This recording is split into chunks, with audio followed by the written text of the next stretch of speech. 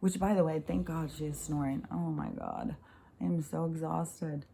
But she's so uncomfortable. Hopefully this will last for a few minutes. But the other thing I wanted to talk about too is, so this new show, well, I don't know if it's a new show. I say new show because I've never seen it before. But it is a show, and it's on Lifetime. And it is a hypnotist guy who does past life regressions on these people. And these different people go in and get one. And after they do it, then his team or whoever it is that does this show, they do all of this research. Like what I was talking about with that doctor. Like if you have a little kid and they start telling you all about their past life, there's this doctor who does all this research. Oh, it's so amazing. And you can also see his shows or shows of about these different kids. But so this guy, he does all this research and goes back to find the people that they're talking about or the places or the things or something and shows them. It's really cool. I cried a couple times. I've seen one episode. But the thing that was really cool too was you can, when you do these, you can really see the significance in your understanding of reincarnation. So in this one, like this girl, the one I saw, she was constantly giving her eggs away. Like, and it was to do your eggs isn't like to go in and leave sperm at the sperm bank. For doing your eggs, it's a really super involved thing. It takes months and months. You have to go on all sorts of hormones. You have to get shots. It's like really complex. Like somebody who does it is really doing a lot for this couple when they do that.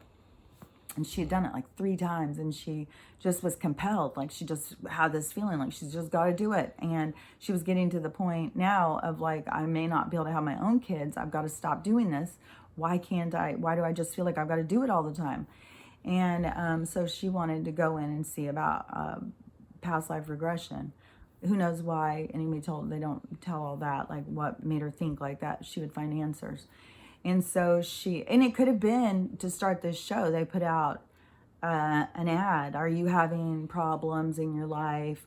What things do you feel compelled by? You know, so it could have been like that. And she didn't know anything about reincarnation or anything like that. So she goes in and she does this thing, and it was very interesting. She could name her name. She could name her spouse's name. She knew how many kids she had. She knew what she did for a living. She knew how she died. All of this stuff. She was a man, and she knew the city she lived in. It was a coastal place, and she had gone to on one of the things. She was a ship worker, and they had gone over and they had gotten slaves, and it was all secretive.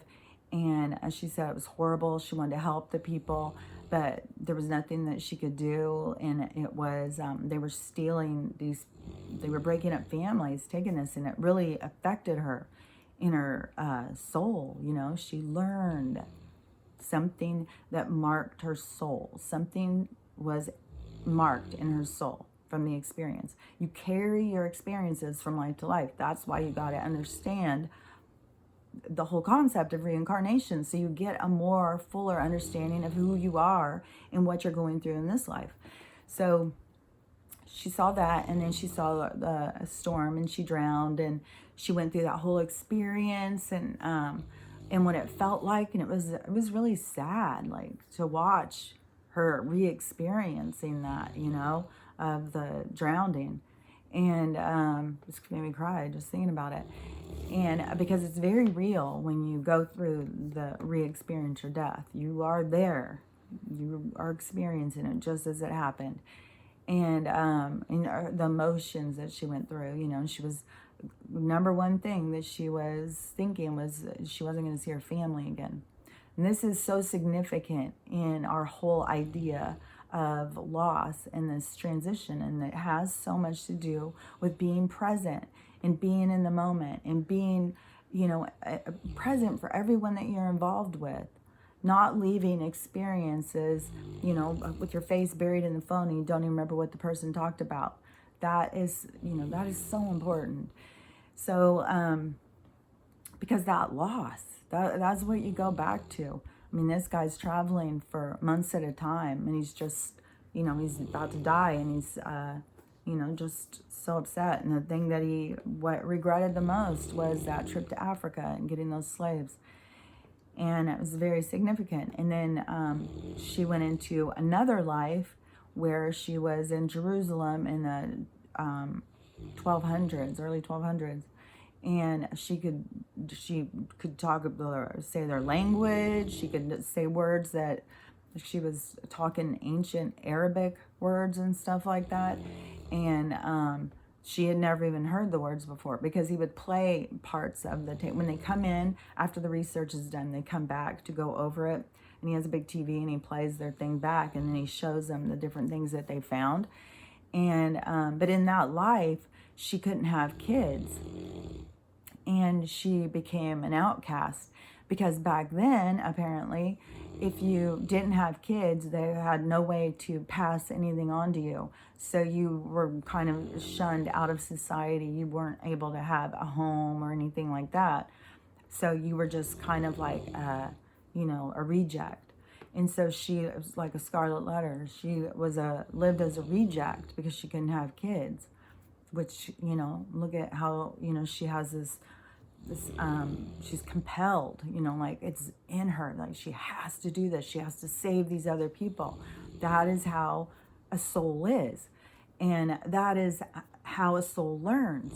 So when they come into life, that's what I'm talking about. Like when you meet people who don't understand something in this life, it's because they haven't gone through a life and experienced it yet. And sometimes they'll go through a life here, and there could be something that happens, and they judge it, or they're involved in another way or something like that. Well, then they have to go in and experience it from the other side. There's like, you have to do all of this. What I say, like, it's like a funhouse mirror. You have to see it from all sides, all experiences from all sides. That's part of the reincarnation cycle in order to continually ascend. And it's about becoming conscious and having an understanding of self. And that's what we're in this process of now. So so she could see through that life of why she felt so compelled. In this other life, she had been a part of destroying this family, and lost her own family when it was still young, and before she couldn't even have a family, and was shunned by society. So she was doing everything she could to help these other people, and she didn't even know why. It was just in her soul, like, oh, I've got to help these people, I've got to help these people. And it gave her so much more information. Once she could see that and have an understanding, then she could see, like, oh, that's why I'm doing it. Okay, I need to stop. I need to focus on my family now. I need to focus on what I lost, what I want, And that's how significant that those experiences can be. And so the other one on this show was a guy, and he was an immigrant. I think he said from Brazil or something, when he was like 10, and he moved to Philly. And this guy, I would say, is probably like, I don't know, late 40s now. And so, it was super violent when he moved there. He said, he was pushed into having to protect himself at a young age. And it was very violent, kind of an inner city kind of environment. And it bothered him. It bothered him to have to fight back. And it made him feel like really weird. And so he went all through that as a child. And then he grew up, and now his child is going through it. And so he got really concerned. Like, I don't want to turn this into a generational thing of us being like these violent men who have to go out, and kick people's asses. And it didn't set right with him. So he went in and did his past life. And he was I think he was in the 1500s, and King Henry was the king, and he was a soldier under King Henry, and they were fighting the French, and he could see the uniforms and stuff. Like when they went back and found They couldn't find pictures of him in a lot of stuff. Like even with the lady in Jerusalem, they couldn't go back and find, but they could find where she was talking about on the map, that it really existed, find out what it was about, find out the words she said, that they really existed, that she was really an outcast and all of that stuff. And on his, they could see like the uniforms he saw in the battle, and that he could give specifics about, and they could find pictures of that battle, and he could look at it and see like, that was the battle, that I was there. And he could smell it. He said that the smell of all the death and the blood in the whole field was just bloody mud.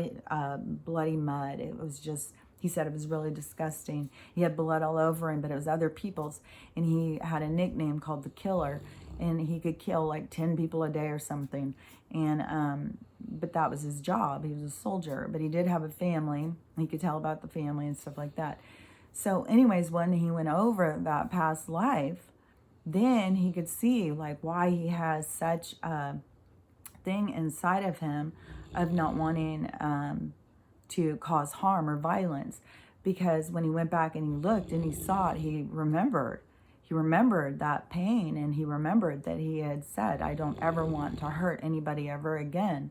And then he could put it all together, and he could see like resolve what is inside of him from what's outside of him. You know, it's like the two have to meet. And so I'm going to watch some more of those. I love this past life stuff, but there's so much information out there. If you are feeling so confused about like, I just don't get this, how we could live again and again and again when they've told us that this is something different. But you're going to find out that every single thing you've been told about this existence is all been manufactured in lies. And our very existence is what they're trying to prevent us from learning, because that empowers us. And that is consciousness becoming aware of itself, to understand that the control it has over its own experience. And it's, you know, it's the awakening. And that is, you know, the more you can get in touch with your inside self. And if you think about like a soul is being like, you know, kind of picture like a light or something, and it goes right in here, right into your heart space, right? That's why we have so much feeling in this, in our heart space. Our heart can just like light up. You can just feel it, you know? But your soul is just like right in there. But then it is light and energy. So it fills this whole space. You know, your whole space. Your eyes shine. Your soul shines out through your eyes. You can look at people and you can recognize them by looking into their eyes, and you can feel in your heart that you know them. And that all comes from this soul recognition. A soul can recognize another soul without it being in the same body. And so think about if you were standing there and you're standing in a field, and all of a sudden your body dropped dead, and it just went straight down like that. But your form completely was still standing there, completely in form, because it didn't have the same density to fall. So that is your light being, your soul, your ghost, the ghost of you that's just standing there. This is what people are so fearful of, the ghost, but the ghost of you. So then once you don't have the form that you're filling up, you can change your shape. You can, you know, move around more as an energy body. So you can become like an orb and shoot off. You can, you know, I kind of think you kind of go into like all this different color and movement and shape. And then when you are talking to somebody, like, you know, say you were with a soul, you know, Jimmy Bob and, you know, 800 BC or whatever. And when you go and you're in dead world and you see him, your form shows that, because that is what he knows you as. So your form takes that shape as what he sees you as. Doesn't mean that you are putting that shape out there. but he knows you as that shape. It's an interpretation. And then you know this other person this other way. And it's the same thing. Like, people are going to see you for how they know you. So your soul is always recognizable by everyone, because you are a representation of all the things and all the beings that you've been. And so, and you are a product of all those different lives. The way that you see things, the way that you feel things, the things that make you different than your siblings, those are all part of you as your soul, as your whole being, not just this life experience. And it is just when you can when you're a soul too, like, you can you can go to wherever you want to be. You can take whatever kind of shape you want to take. And that's why, like, when people see ghosts and stuff, like, sometimes a ghost may look like, that woman in the white dress, but she's got no legs. She floats around. Because you can't just go straight into some physical form. A ghost can't just go back and be like, okay, well, I'm going to just create a new body and be physical again. The physical body is only for this part of the experience. But there's all this stuff in between. It's just is not what, when you're in this experience, you're focused on this experience as part of the learning. It's like being in a classroom. Well, they're not going to have the band come in and practice while you're taking a test. So you have to be focused on what you're doing when you're in this life. So, but the more that you can open your focus and have awareness, then you start realizing, oh, there's other things around us. There's other shit going on. I'm just focused on this right here. But that doesn't mean that's all there is, And another thing too is, I was thinking about this, is, we're gonna, we're going into this, it's, all the different people say all different things, New Earth or Ascension and all of the different things that's going on. We just know something big is happening and everything's about to change. And we know, like, what things are about to change. The old system is going away. That was, their own virus. They were the virus of the humanity. That is dying. And so we know that it's going into this completely new kind of world. And we are the creators of that world. But, and it's going to be the golden age, which we know that the fortune, the money is all switching. It's the pendulum's swinging back. The money's going back to the people. And then the money's going back to the people. And so in the age of Aquarius, that's about love, and it's about love and abundance. So having everything you need, not having to go without, because that was a whole thing of people having to go without. Like, that was a lot of experiences. And so in this new one, if it's going to be about love, then we have to have some sort of, because I was thinking it wouldn't just totally be a light body, because you would have to have, you'd have to have sensuality in order to have sex. And if it's going into love, then it's going to include sex, which would have to include having feeling. So there's gonna, I'm always trying to figure out this part of, like, when they say about this, the tribulation, the light bodies, the splitting of the earth, all of these different things, and going into the other dimensions and stuff like that. Just, it makes me always think, like, what is our body going to be like? Like, it would have to have feeling and stuff, which, speaking of consciousness and past lives and stuff. So, this morning, 3 o'clock in the morning, she's up. And I kept trying to go back to bed. I felt like, oh my God, I'm just going to walk into a wall. I'm so out of it. And I went and tried to go lay back down. It was so impossible. Then Trixie will jump up and start oh, it was just nightmare. And but I laid down for a second. I was trying to relax and go to sleep, and I went into this other state of I don't know all the betas, thetas, and all that stuff. So whatever it was weird because I thought like I'm driving to my mom's, and I thought I'm on this road, but my view was I was looking down, and I was like on the edge of a cliff, and I was going super fast. It was so scary. I couldn't believe it. And it was being like going right over by the water.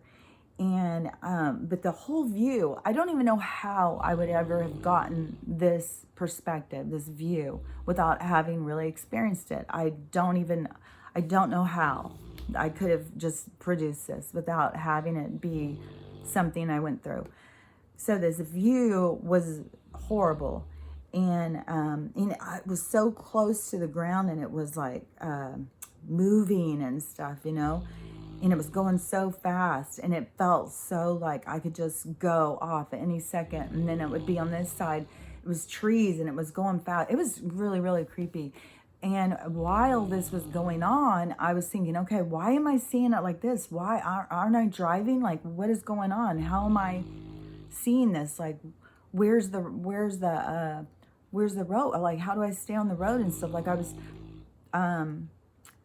like I wasn't in it just experiencing that. I was experiencing questioning myself as to what was going on and trying to understand what was going on. And then when I got to the part where I was like, okay, I've got to get up. I've got to drive the car. I just woke up, and I have no idea. But it was the weirdest experience. And I keep having these really weird experiences. Just like that one day when I said, I was sitting there doing my stretches, which, I do all the time. And I was talking, and I just stretched out and just stretched out. And I freaking came right out. It was the creepiest feeling. I couldn't believe how creepy it was. To all of a sudden, you just didn't feel like there was no boundary holding me. And it just kept going. It was jarring. I was like, oh my God, it scared the shit out of me. And, those things are not like, the people who are the non-believers think all of this stuff is just in your head and all of this stuff isn't real. And to me, it's become to the point of like, they're kind of conspiracy theorists. They're kind of, creepy. They're caught up in this three-dimensional world so much that they can't even acknowledge anything else. It's really strange. But anyways, there might be some more stuff that I want to talk about. I'm just being awake at 3 a.m, I'll tell you. Because 3 and 4 in the morning, a reason why a lot of people will wake up, like they call it the witching hour or something, is because it's the least amount of energy interference going on the earth, and it is the closest time of communication, and it is a lot of communication goes on in dreams when they're trying to communicate something to you. And so when you keep being up at that hour over and over and over and over again, it's like I get flooded sometimes. I can't keep up. I try and write down a lot of this stuff. But some of the stuff, like I've said before, is just so interesting. You just get really caught up in listening and being shown what they're showing you. And sometimes I'll think, oh, that's so cool. I got to talk about this. And then you come out of this, like, it's like a deep meditation or something. You come out of it, and you can't remember how to explain it. Like, it all makes total sense when you're there. But when you come out of it, it's like, what the hell? How would you even explain that? So, but everybody can get that for themselves. It is just getting in tune. Like, we all have beings around us trying to communicate. We all have the same abilities. It's not one being is more special than the other. And all of us are just we need to be learning from each other and teaching each other. So teacher, learner. And we all have something to learn, and we all have something to teach. So anyways, she's on the move. I'll talk to you later. Bye.